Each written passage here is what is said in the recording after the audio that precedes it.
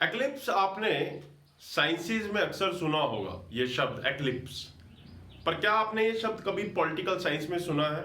अगर नहीं सुना तो आज मैं इसके बारे में आपको बताने जा रहा हूं। ऐसा क्यों? क्योंकि लास्ट वीडियो में दो सवाल आए थे कि डॉक्ट्रिन ऑफ एक्लिप्स क्या है और हमारे समाज में औरतों के लिए ज्यादा कानून क्यों बनाए जाते हैं। पहला, मैं डॉक्ट्रिन ऑफ एक्लिप्स को डिस्कस करता हूं जो आर्टिकल 13 के तहत ही आता है। देखिए दोस्तों, आप जानते हैं जब सन और अर्थ के बीच में कोई बॉडी आ जाए उस समय ग्रहण लग जाता है ना। कई बार कहीं मून आ जाता है या कोई भी ऑब्जेक्ट आ जाता है। कॉन्स्टिट्यूशन में या हमारी पॉलिटिकल साइंस में खासकर आर्टिकल 13 में, जिसको डॉक्ट्रिन ऑफ एक्लिप्स बोला जाता है, उसमें जो सूरज है, जो सन है, उसको लॉ कहा गया, लॉ माना गया। जो अर्थ है उसको इंडिविजुअल माना गया और उसके बीच में अगर कई बार कोई ऑब्जेक्ट आ जाए तो उसको फंडामेंटल राइट बोला गया। ऐसा क्यों? ऐसा इसलिए कई बार हमारी पार्लियामेंट ऐसा कानून बना दे या कई बार अगर कोई वो सोचे ऐसा कानून बनाने की जिससे एक इंडिविजुअल का राइट वायलेट हो, तो उस समय हमें फंडामेंटल राइट्स जो है वो हमें बचाते हैं ताकि वो हमारे से हमारे इंडिविजुअल राइट नहीं ले सकें। ठीक उसी तरीके से अगर हम इसको देख लें, सूरज, यहां पे पार्लियामेंट कानून बना रही है, ये अर्थ इंडिविजुअल, मैं फिर से बोल रहा हूं इंडिविजुअल, हम इसको इंडिविजुअल राइट्स भी बोल सकते हैं। और अगर पार्लियामेंट कोई ऐसा कानून बनाएगी जो इंडिविजुअल के राइट को वायलेट करेगा, तो जो ऑब्जेक्ट है वो बीच में आ जाएगा और वो है फंडामेंटल राइट, यानी कि part 3 of the Indian constitution. और वो उसे या फिर वो हमें पार्लियामेंट के ऐसे कानून जो हमारे इंडिविजुअल के राइट को वायलेट करेगा उससे बचाता है। इसको डॉक्ट्रिन ऑफ एक्लिप्स बोला जाता है पॉलिटिकल साइंस में। अब दूसरे सवाल का जवाब, उन्होंने कहा कि भाई हमारे समाज में औरतों के लिए ज्यादा कानून क्यों बनाए जाते हैं, क्या ये वायलेशन नहीं है आर्टिकल 14 और आर्टिकल 16 की? देखिए दोस्तों, ऐसा है कि अगर आप इंडियन सोसाइटी को देखेंगे तो उसमें ज्यादा क्राइम जो है वो वुमेन्स के साथ है कंपैरेटिवली मेंस को लेकर, यानी कि मर्दों के मुकाबले औरतों के साथ ज्यादा अपराध होते हैं। इसीलिए कानून उनके लिए ज्यादा बनाए जाते हैं और ये डिस्क्रिमिनेट नहीं करता, ये पॉजिटिव डिस्क्रिमिनेशन है। It is called positive discrimination. I hope मेरे दोनों सवालों, आपके दोनों सवालों का जवाब मैंने दे दिया। अब जरा जो आर्टिकल 13 के लास्ट दो पार्ट हैं उनको देख लेते हैं। आर्टिकल 13 का आर्टिकल 13(3) क्या कहता है? आर्टिकल 13(3) कहता है कि एक और है, वो कहता है कि क्या कस्टम्स प्रैक्टिस जिनको एक्सेप्ट किया जाता है किसी भी कम्युनिटी द्वारा, या फिर जो कोई कम्युनिटी जिसको अनाउंस करती है, क्या उसे लॉ बोला जाएगा? देखिए दोस्तों, आपको इसके करंट एग्जांपल देता हूं।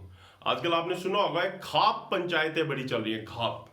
देखिए, ये जो खाप है, it is a kind of community, it is a kind of community, और ये अपने ऑर्डर्स बनाते हैं, रूल्स बनाते हैं, और सोसाइटी उनके रूल्स को, यानी कि जो खाप की अपनी कम्युनिटी है वो उनको एक्सेप्ट भी करती है। तो उसकी वेटेज या उसका जो कॉन्टेक्स्ट है वो एक लॉ की तरह ही है। मगर सवाल यह है कि क्या खाप के पास या फिर क्या किसी भी कम्युनिटी के पास यह ताकत है कि वो ऐसा कानून बनाए कि वो फंडामेंटल राइट्स को अगर वायलेट भी करे तो कोई प्रॉब्लम नहीं होगी? तो इसका जवाब है नहीं। खाप के पास उतनी ही पावर है कि वो वही कानून बना सकते हैं जो फंडामेंटल राइट्स को वायलेट नहीं करेंगे। किसी भी खाप के पास फंडामेंटल राइट को, या किसी भी कम्युनिटी के पास फंडामेंटल राइट को बनाने का या फंडामेंटल राइट को वायलेट करने का कोई भी अधिकार नहीं है। अगर ऐसा होता है तो यह आर्टिकल 13 की वायलेशन है और इस ऐसे कानून को रद्द कर दिया जाएगा। आइए जरा आर्टिकल 13 का जो लास्ट पार्ट है, फोर्थ पार्ट जो है, मैं बताने लगा हूं। देखिए, इस ये जो पार्ट है स्पेशली, इसके ऊपर बड़ी बार डिबेट हो चुकी है कि क्या पार्लियामेंट के पास अधिकार है कि वो फंडामेंटल राइट्स को वायलेट कर सके या ना, या फिर क्या पार्लियामेंट के पास ये पावर है कि वो फंडामेंटल राइट को अमेंड कर सके। ऐसा पहली बार ये केस जो था या ये जो सिचुएशन थी पहली बार शंकरी प्रसाद केस 1951 में आई। शंकरी प्रसाद केस में क्या हुआ कि राइट टू प्रॉपर्टी को अमेंड किया गया और यह सवाल खड़ा हो गया कि क्या पार्लियामेंट के पास आर्टिकल 368 के तहत यह पावर है कि वो कानून को अमेंड कर सकती है या नहीं। तो उस केस में सुप्रीम कोर्ट ने यह बोला कि आर्टिकल 13 में, आर्टिकल 13 में जो लॉ की डेफिनेशन है उसमें कॉन्स्टिट्यूशनल अमेंडमेंट शब्द नहीं आता। तो इसलिए पार्लियामेंट चाहे तो वो फंडामेंटल राइट को भी अमेंड कर सकती है, क्योंकि आर्टिकल 13 में वो कॉन्स्टिट्यूशनल अमेंडमेंट लॉ कहीं नहीं डिफाइन किया गया, वो एक नॉर्मल लॉ है। तो अगर पार्लियामेंट चाहे तो फंडामेंटल राइट को अमेंड कर सकती है। यही केस या ये जजमेंट आगे एक और आया 1967 में, गोलकनाथ केस। गोलकनाथ केस में बोला गया, सुप्रीम कोर्ट ने अपनी ही जजमेंट को रिवर्स कर दिया और ये बोला कि जो कॉन्स्टिट्यूशनल अमेंडमेंट है वो भी आर्टिकल 13 के अंडर आती है। देखिए दोस्तों, इसमें कंट्राडिक्शन थी, वो ठीक हो रही है। आर्टिकल 13 जब शंकरी प्रसाद केस 1951 यानी कि संविधान लागू होने के ठीक एक साल बाद आया, तब सुप्रीम कोर्ट ने कहा कि कॉन्स्टिट्यूशनल अमेंडमेंट आर्टिकल 13 के अंडर नहीं आता, इसीलिए पार्लियामेंट अगर चाहे तो फंडामेंटल राइट को अमेंड कर सकती है।